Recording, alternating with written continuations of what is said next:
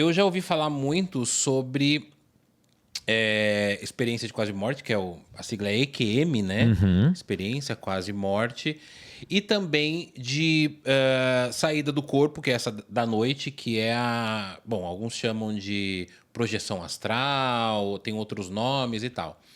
Elas estão ligadas assim, porque tudo é sair do corpo de alguma maneira, só que situações diferentes, né? Sim, estão totalmente interligadas. Primeiro, nós temos vários tipos de experiências fora do corpo.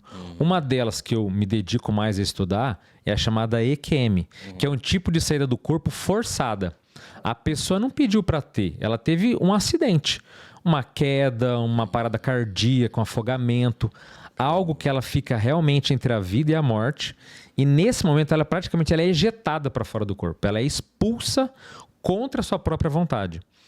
E existem outros tipos que são mais light, vamos colocar assim, que a pessoa dormindo pode ter espontaneamente uma saída do corpo, ela se vê lúcida, ou ela pode fazer de forma autoinduzida. Você pode aplicar técnicas para você mesmo sair do corpo de forma lúcida. Meu Deus, eu não sabia que dava. Quer dizer, não sabia até algum tempo, porque eu também já recebi outros convidados aqui, acho que o Saulo Calderon você conhece, Sim, o Wagner Borges, que também falam sobre isso. O Saulo falou bastante que tem alguns exercícios que dá para fazer para você sair de maneira induzida, né? Tipo, Sim. Você faz alguns exercícios, são práticas, e aí você meio que sai do corpo e consegue se ver, tipo, deitado na cama, né? Exato. Meu Deus, me dá medo.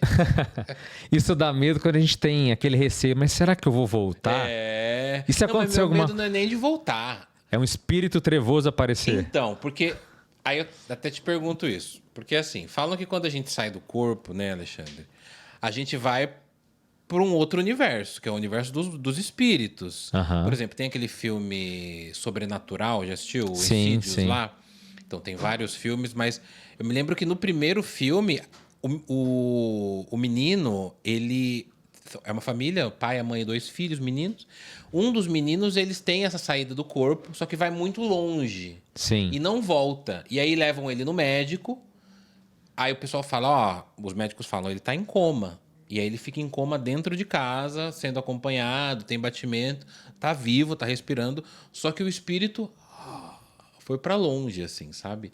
E o meu medo não é só ir pra longe, mas o meu medo... Na verdade, não é medo, né? Mas é aquela coisa assim, por exemplo, a gente tá vivo aqui, a gente tá vendo as coisas materiais, né?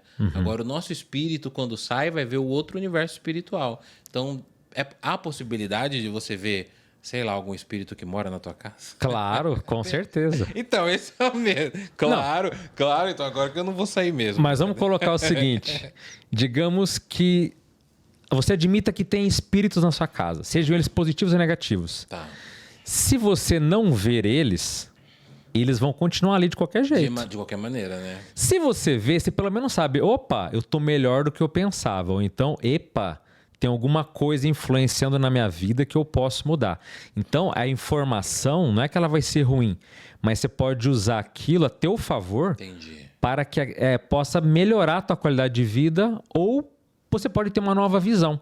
Porque assim, quando a gente fala de outras dimensões, esse mundo espiritual, a gente percebe que existem de fato outras dimensões, além dessa dimensão física aqui. Então, quando a pessoa tem uma experiência dessa de saída do corpo, ou uma experiência de quase morte, por exemplo, onde ela passa por uma cirurgia ou algo muito grave, ela interage tanto com a dimensão material, quanto ela consegue comprovar que existe de fato outras dimensões.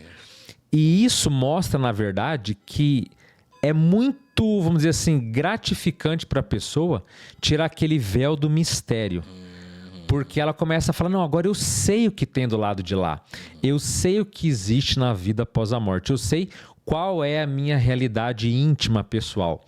Então, esses pontos, eles são muito agregadores para que a pessoa tenha uma vida mais lúcida. Porque, agora, nem todo mundo tem essa vontade de encarar. Mas, peraí, quem são os seres, né, espirituais ou extrafísicos que estão na minha casa? Ou, melhor dizendo, como é que eles interferem na minha vida? Porque às vezes a pessoa gostaria de ter uma vida, né, com mais prosperidade, uma vida Né, tranquila, próspera, sem tanta azucrinação na cabeça. Né? E aí, às vezes, o espírito tá ali, né? Tá ali jogando ideia e tudo mais. E quando a gente, inclusive, eu gostaria até de dar uma definição sobre o que é EQM, né? Porque o fato de ser uma quase morte não é só que a pessoa sai do corpo assim, ué, o que eu tô fazendo aqui? Tá.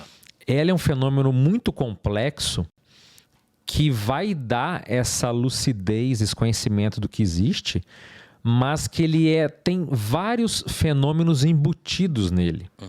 Então, olha que legal. O primeiro deles é a saída do corpo, obviamente.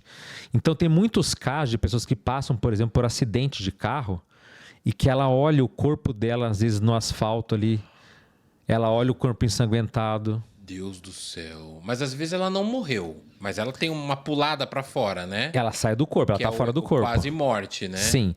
Pensa assim, é uma saída do corpo. Alguns casos, ela é clinicamente declarada morta. Tipo, o médico vai lá, sei lá, ele... Não, morreu, gente. Morreu. Alguns até falam, a hora da hora do óbito, ele até viu o médico falando, olha, viu as pessoas colocando o lençol em cima do corpo. Deus. Então a pessoa de fora se vendo falou, caramba, eu morri. Só que, quando a gente fala assim, nossa, deve ser desesperador. Mas sabe qual é a contradição disso tudo? É que não é. Não é? É de boa? Um dos fenômenos que acontece na quase morte é a sensação de paz. A pessoa sente uma paz tão absoluta dentro dela que muitos ficam até assim, tipo, eu não me importo com esse corpo.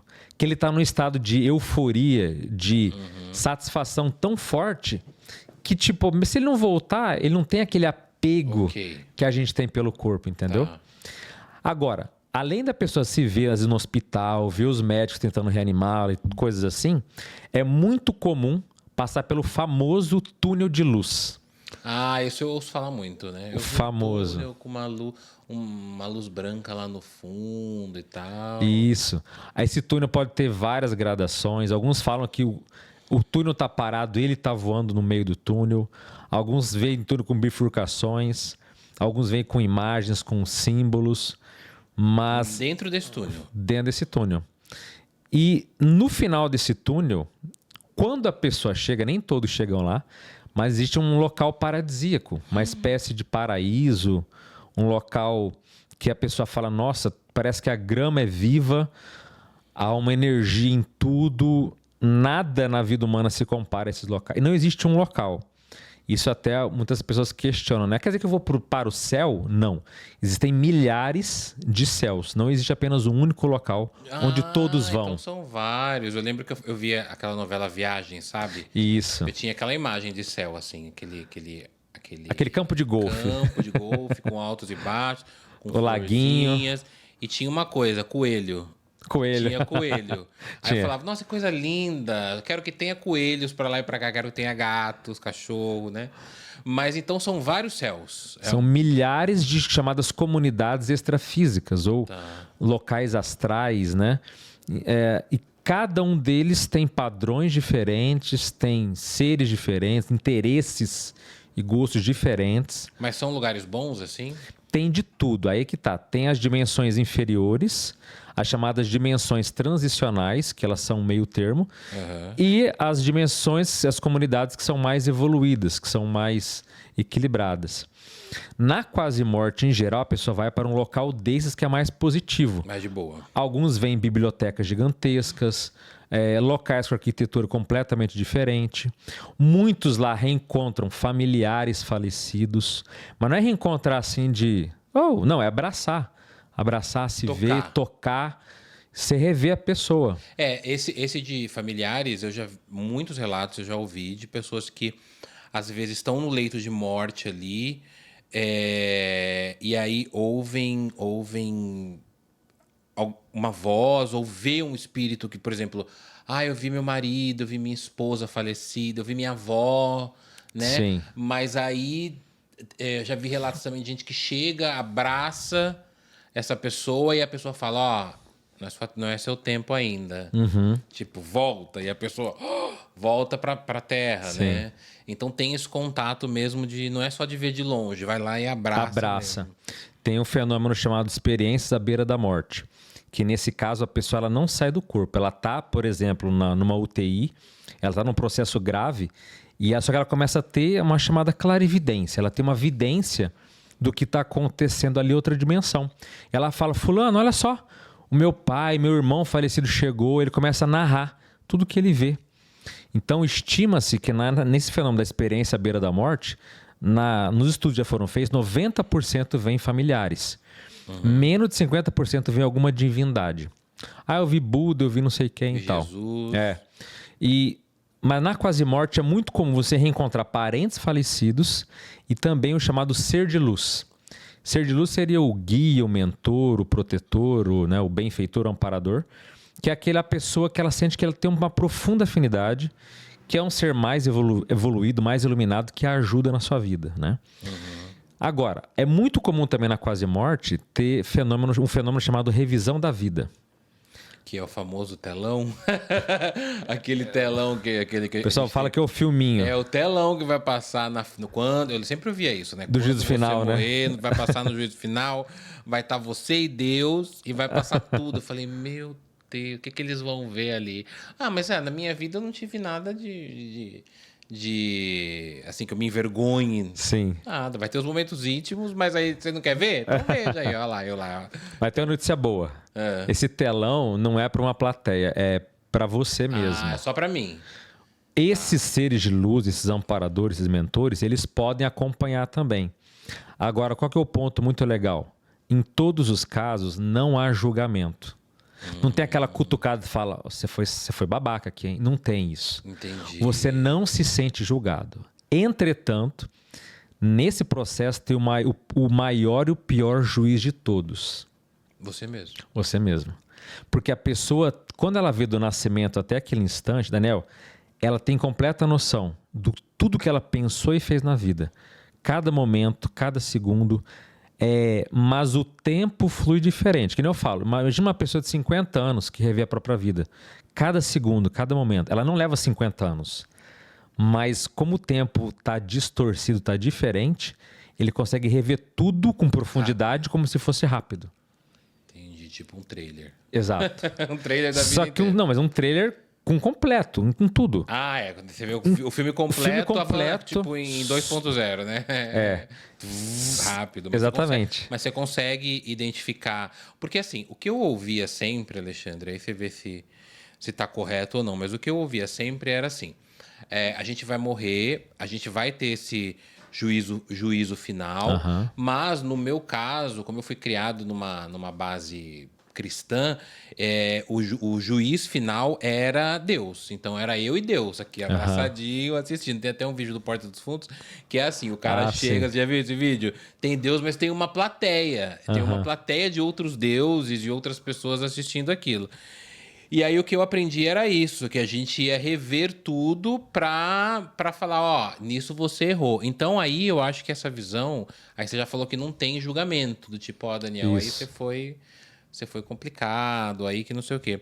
Então, na sua visão, não tem esse julgamento de eu errei, eu fiz certo, porque não dá mais para mudar também, né? Sim. Não dá mais para mudar, eu vou assistir e também vai ser só eu sozinho, né? Sim. Vai ser eu assistindo. Não, pode até ter um ser junto com você, mas ele é completamente neutro. Ele vai ficar ali de espectador Sim. quietinho do lado. Quando eu digo que não há julgamento, não quer dizer que não tenha análise crítica. Julgamento no sentido de condenação. Mas você consegue perceber, nossa, eu passei minha vida toda sendo um cara legal, ou sendo uma pessoa, preguiçosa, sendo uma pessoa mal intencionada. Não, né? Preguiçoso talvez, um pouquinho às vezes. E o que acontece? O que é diferencial desse fenômeno da visão panorâmica ou revisão da vida, que acontece muito é que você tem acesso às emoções das pessoas. Meu Deus. Aquilo que eu causei... Você brigou com aquela pessoa, você sente o que a pessoa sentiu. A mágoa, a tristeza, o ódio, a raiva. Eu tô ferrado. Meu Deus. Mas também um lado positivo. Você ajudou alguém, a pessoa sente a gratidão, a afetividade, Entendi. Você sente a amorosidade. Todos os sentimentos. E aí a pessoa vai sacando. Peraí, naquele momento eu fui assim, gerou essa emoção. tanto tempo depois, ela vai vendo as repetições que ela vai fazendo. Entendi. Mas sentindo os padrões que ela acessa, os padrões de repetição de ações que ela tem e o quanto que isso reverbera nas outras pessoas. Porque quando você revê de si próprio, é uma noção. Mas olha que fenômeno complexo. Você revê coisas que você nem lembrava da sua infância, adolescência. Porque a gente não lembra de Então, muitas coisas, né? E eu já vi pessoas... Por exemplo, teve uma vez uma criança de 5 anos que teve EQM e ela teve revisão de vida, onde ela teve os momentos que ela falou, olha, eu senti que em alguns pontos eu não fui legal da minha vida. Eu até falo, gente, que criança que é essa? Quer dizer, eu chutei meu amigo na canela da escola, entendeu? Mas crianças que sentem a emoção que os atos dela geraram, né? Gente, mas eu não sabia que uma criança de 5 anos... Como assim uma EQM ela teve? Tipo... Existem experiências de quase morte de infantis, de pessoas, de crianças de 5, 7, 10. Tem casos de pessoas com memórias até do período do parto. Teve criança que quase morreu no parto e o indivíduo lembra com detalhes absurdos, ele vendo de fora a barriga, né, a mãe tendo parto, tirando ele, às vezes tudo azul ali da barriga da mãe, ou numa cesárea, ou num parto normal. Ele vê a cena de fora, quem estava ali, o que estavam falando, qual era a energia do local. Deus, imagina ver o próprio parto. Bom, hoje em dia até é possível porque dá para filmar, né? Mas, bom, não sei. Pode filmar? Nem sei se pode filmar a parto. Acho que algumas pessoas filmam. Mas dá para filmar. Mas não é uma coisa estática, é a emoção que está ali no meio. Ela sente emoção de quem está ali apreensivo porque ele está morrendo, porque ele está com algum problema físico.